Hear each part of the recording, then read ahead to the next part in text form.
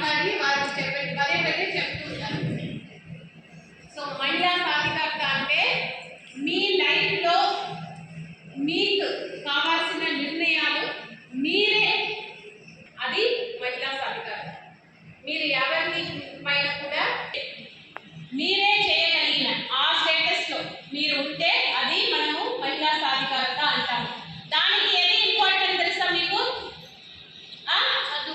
చదువు ఇంపార్టెంట్.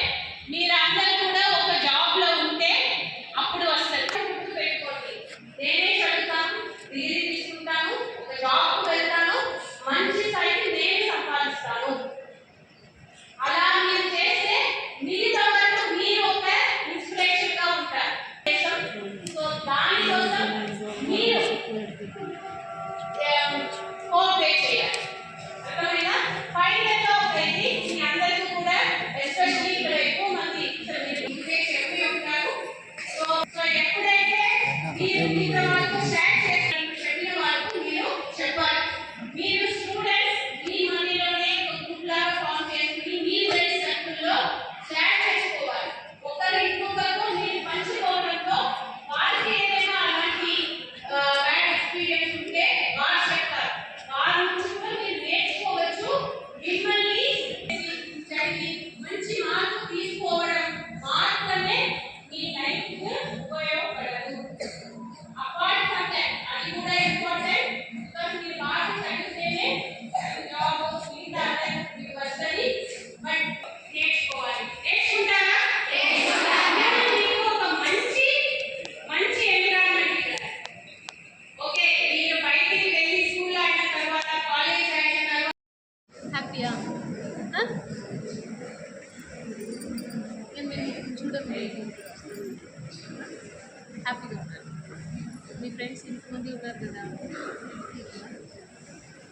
మీరు నవ్వుతే ఎంత క్యూట్గా ఉన్నారు.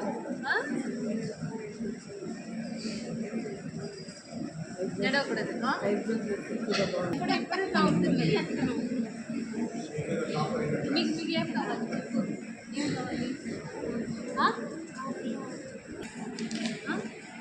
మీకోసమే వచ్చారు కదా. మీరేం రాష్ట్ర వ్యాప్తంగా మెగా పీటీఎం జరుగుతున్నాయి. మన జిల్లాలో కూడా 1049 స్కూల్స్, అదేవిధంగా జూనియర్ కాలేజెస్లో కూడా జరుగుతున్నాయి.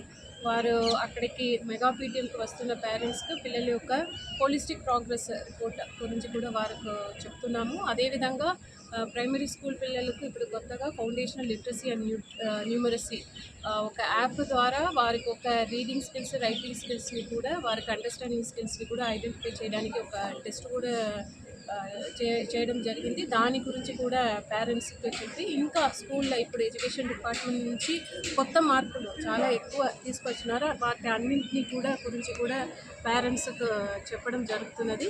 సో ఎక్కువ త్రూఅవుట్ ద డిస్ట్రిక్ట్ డిఫరెంట్ స్కూల్స్కి ప్రజాప్రతినిధులు, ఆఫీసర్స్ అందరూ కూడా విజిట్ చేస్తున్నారు.